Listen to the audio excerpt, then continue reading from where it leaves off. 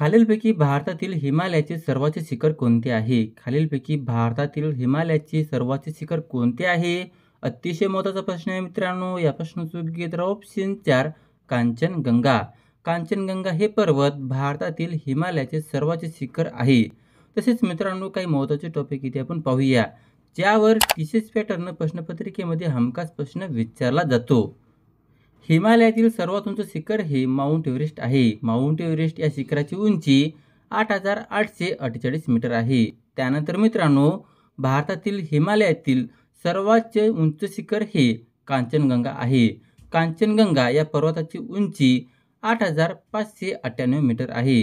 मित्रांनो कन्फ्यूज होऊ नका, हिमालयातील सर्वात उंच शिखर हे माउंट एव्हरेस्ट आहे, तर भारतातील हिमालयातील सर्वात उंच शिखर हे कांचनगंगा आहे. तसेच मित्रांनो हिमालयातील पर्वताची उंचीनुसार क्रमसुद्धा लक्षात असू द्या, कारण या टॉपिकवर सुद्धा अनेक वेळा स्पर्धा परीक्षेमध्ये प्रश्न विचारला गेलेला आहे. पहिल्या क्रमांकावर आहे माउंट एव्हरेस्ट. माउंट एव्हरेस्ट या शिखराची उंची आहे 8,848 मीटर. दुसऱ्या क्रमांकावर आहे केटू. केटू पर्वताची उंची आहे 8,611 मीटर. तिसऱ्या क्रमांकावर आहे कांचनगंगा. कांचनगंगा या पर्वताची उंची आहे 8,598 मीटर. चौथ्या क्रमांकावर आहे मकालू. मकालू पर्वताची उंची आहे 8,463 मीटर. आणि पाचव्या क्रमांकावर आहे धवलगिरी. धवलगिरी या पर्वताची उंची आहे 8,172 मीटर. मित्रांनो लक्षात असू द्या, महत्त्वाचा टॉपिक आहे. या टॉपिकवर अनेक वेळा एमपीएससीने सुद्धा प्रश्न विचारला आहे, त्यासाठी हा टॉपिक तुम्ही नोट डाऊन करून घ्या. प्रश्न असा विचारण्यात आलेला आहे, हिमालयातील सर्वात उंच शिखर कोणते आहे? तर त्याचा योग्य उत्तर असणार आहे माउंट एव्हरेस्ट. माउंट एव्हरेस्ट या शिखराची उंची आहे 8,848 मीटर. भारतातील सर्वात उंच शिखर कांचनगंगा याची उंची किती आहे? तर त्याचा योग्य उत्तर आहे 8,598 मीटर. त्यानंतर मित्रांनो भारतातील सर्वात उंच शिखर म्हणजेच कांचनगंगा या शिखराची उंची किती आहे असा सुद्धा प्रश्न अनेक वेळा विचारला गेलेला आहे, तर त्याचा योग्य उत्तर असणार आहे 8,598 मीटर. पुढील प्रश्न आहे, भारतीय नागरिकत्व कायदा केव्हा बनवण्यात आला? भारतीय नागरिकत्व कायदा केव्हा बनवण्यात आला? या प्रश्नाचं योग्य उत्तर ऑप्शन 2 1955 साली. भारतीय नागरिकत्व कायदा हे 1955 साली बनवण्यात आला. पुढील प्रश्न आहे, भारतीय रिझर्व्ह बँकेची स्थापना केव्हा करण्यात आली? भारतीय रिझर्व्ह बँकेची स्थापना केव्हा करण्यात आली? हा प्रश्न मित्रांनो अनेक वेळा स्पर्धा परीक्षेमध्ये विचारला गेलेला आहे. या प्रश्नाचं योग्य उत्तर ऑप्शन 3 1935 साली. भारतीय रिझर्व्ह बँकेची स्थापना 1935 साली करण्यात आली. तसेच मित्रांनो भारतीय रिझर्व्ह बँकेबद्दल काही महत्त्वाची माहिती ते पण पाहूया. भारतीय रिझर्व्ह बँकेची स्थापना 1 एप्रिल 1935 साली झालेला आहे. आणि मित्रांनो आरबीआय ॲक्ट 1934 नुसार भारतीय रिझर्व्ह बँकेची स्थापना करण्यात आलेली आहे. भारतीय रिझर्व्ह बँकेची स्थापना करण्यासाठी विल्टर यंग आयोगाची नेमणूक करण्यात आलेली होती. तसेच मित्रांनो लक्षात असू द्या, भारतीय रिझर्व्ह बँकेचे पहिले गव्हर्नर होते ए स्मिथ आणि यांचे कार्यकाल होते 1935 ते 1937 दरम्यान. त्यानंतर मित्रांनो भारतीय रिझर्व्ह बँकेचे पहिले भारतीय गव्हर्नर हे सी.डी. देशमुख होते. सी.डी. देशमुख यांचे कार्यकाल 1943 ते 1949 दरम्यान होते. तसेच मित्रांनो लक्षात असू द्या, भारतीय रिझर्व्ह बँकेचे सध्याचे गव्हर्नर आहेत संजय मल्होत्रा. संजय मल्होत्रा हे भारतीय रिझर्व्ह बँकेचे 26वे गव्हर्नर आहेत. या अगोदर आरबीआयचे गव्हर्नर होते शक्तिकांत दास. शक्तिकांत दास हे आरबीआयचे 25वे गव्हर्नर होते. मित्रांनो लक्षात असू द्या, महत्त्वाचा टॉपिक आहे. या टॉपिकवर अनेक वेळा टीसीएस पॅटर्न प्रश्नपत्रिकेमध्ये प्रश्न विचारला गेलेला आहे. प्रश्न असा विचारण्यात आलेला आहे, भारतीय रिझर्व्ह बँकेचे पहिले गव्हर्नर कोण होते? तर त्याचा योग्य उत्तर असणार आहे ए स्मिथ. त्यानंतर मित्रांनो भारतीय रिझर्व्ह बँकेचे पहिले भारतीय गव्हर्नर कोण होते असा सुद्धा प्रश्न अनेक वेळा विचारला गेलेला आहे, तर त्याचा योग्य उत्तर असणार आहे सी.डी. देशमुख. आणि मित्रांनो भारतीय रिझर्व्ह बँकेचे सध्याचे गव्हर्नर कोण आहेत असा सुद्धा प्रश्न अनेक वेळा विचारला जातो. या प्रश्नाचं योग्य उत्तर असणार आहे संजय मल्होत्रा. पुढील प्रश्न आहे, मूलभूत हक्काच्या संरक्षणाची जबाबदारी खालीलपैकी कोणावर आहे? मूलभूत हक्काच्या संरक्षणाची जबाबदारी खालीलपैकी कोणावर आहे? या प्रश्नाचं योग्य उत्तर ऑप्शन 4 न्याय मंडळ. मूलभूत हक्काच्या संरक्षणाची जबाबदारी न्यायमंडळावर आहे? पुढील प्रश्न आहे, कोणत्या देशाच्या राज्यघटनेतून भारतीय राज्यघटनेने अर्धसंघीय सरकारची कल्पना घेतली आहे? कोणत्या देशाच्या राज्यघटनेतून भारतीय राज्यघटनेने अर्धसंघीय सरकारची कल्पना घेतली आहे? मित्रांनो, या प्रश्नाचं योग्य उत्तर ऑप्शन 2 कॅनडा. कॅनडा या देशाच्या राज्यघटनेतून भारतीय राज्यघटनेने अर्धसंघीय सरकारची कल्पना घेतली आहे.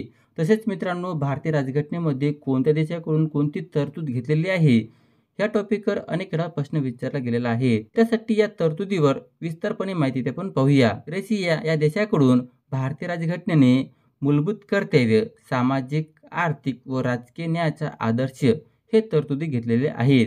त्यानंतर मित्रांनो, फ्रान्स या देशाकडून भारतीय राज्यघटनेने स्वातंत्र्य, समता, बंधुता हे प्रास्ताविकेचे आदर्श आणि गणराज्य घेतलेले आहे. आयर्लंड या देशाकडून भारतीय राज्यघटनेने मार्गदर्शन तत्त्वे, राष्ट्रपतीची निवडणूक पद्धत घेतलेली आहे. आणि मित्रांनो, अमेरिका या देशाकडून भारतीय राज्यघटनेने मूलभूत हक्क, उपराष्ट्रपती पद, महाभियोग आणि न्यायव्यवस्थेत स्वतंत्रता घेतलेले आहे. मित्रांनो, लक्षात असू द्या, महत्त्वाचा टॉपिक आहे. या टॉपिकवर MPSCच्या परीक्षेमध्ये सुद्धा प्रश्न विचारला गेलेला आहे. प्रश्न असा विचारण्यात आलेला आहे, भारतीय राज्यघटनेमध्ये मूलभूत हक्क हे तरतूद कोणत्या देशाकडून घेतलेले आहे? तर त्याचा योग्य उत्तर असणार आहे अमेरिका. त्यानंतर मित्रांनो, मूलभूत कर्तव्य हे तरतूद भारतीय राज्यघटनेने कोणत्या देशाकडून घेतलेले आहे असा सुद्धा प्रश्न अनेक वेळा विचारला गेलेला आहे. तर त्याचा योग्य उत्तर असणार आहे रशिया. पुढील प्रश्न आहे, उच्च दर्जाचे लोखंड निर्मितीसाठी खालीलपैकी कोणता धातू वापरला जातो? उच्च दर्जाचे लोखंड निर्मितीसाठी खालीलपैकी कोणता धातू वापरला जातो? या प्रश्नाचं योग्य उत्तर ऑप्शन 2 मॅग्नेज. उच्च दर्जाचे लोखंड निर्मितीसाठी मॅग्नेज या धातूचा वापर केला जातो. पुढील प्रश्न आहे, महाराष्ट्रातील कोणते शहर सांस्कृतिक राजधानी म्हणून ओळखले जाते? महाराष्ट्रातील कोणते शहर सांस्कृतिक राजधानी म्हणून ओळखले जाते? अतिशय महत्त्वाचा प्रश्न आहे मित्रांनो. या प्रश्नाचं योग्य उत्तर ऑप्शन 3 पुणे. महाराष्ट्रातील पुणे हे शहर सांस्कृतिक राजधानी म्हणून ओळखले जाते. पुढील प्रश्न आहे, महाराष्ट्रात सर्वात कमी वनाखालील क्षेत्र कोणत्या विभागात आहे? महाराष्ट्रात सर्वात कमी वनाखालील क्षेत्र कोणत्या विभागात आहे?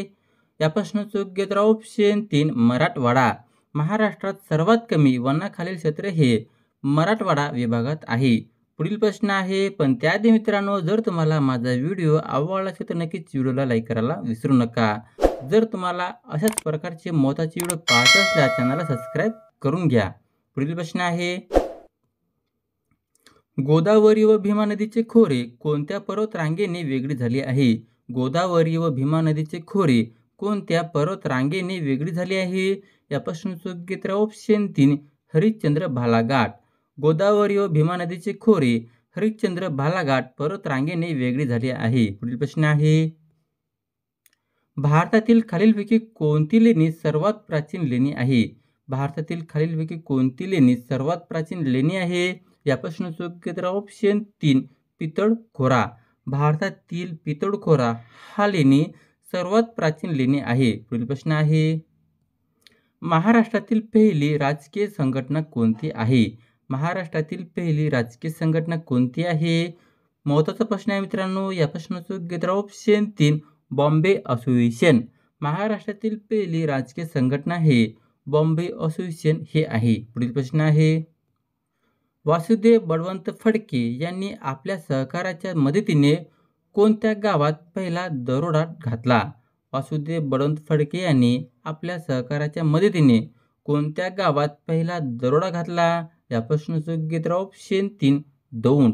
वासुदेव बळवंत फडके यांनी आपल्या सहकाऱ्याच्या मदतीने दौंड या गावात पहिला दरोडा घातला. पुढील प्रश्न आहे, जायकवाडी मत्स्य बीज केंद्र खालीलपैकी कोणत्या जिल्ह्यात आहे?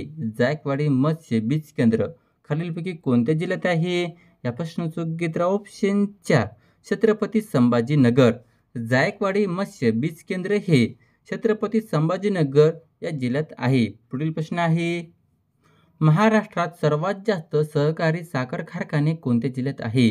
महाराष्ट्रात सर्वात जास्त सहकारी साखर कारखाने कोणत्या जिल्ह्यात आहे? या प्रश्नाचं योग्य उत्तर ऑप्शन 2 अहिल्यानगर. महाराष्ट्रात सर्वात जास्त सहकारी साखर कारखाने हे अहिल्यानगर या जिल्ह्यामध्ये आहे. पुढील प्रश्न आहे, गुरु शिखर खालीलपैकी कोणत्या पर्वत रांगेचे सर्वाचे शिखर आहे? गुरु शिखर खालीलपैकी कोणत्या पर्वत रांगेचे सर्वाचे शिखर आहे?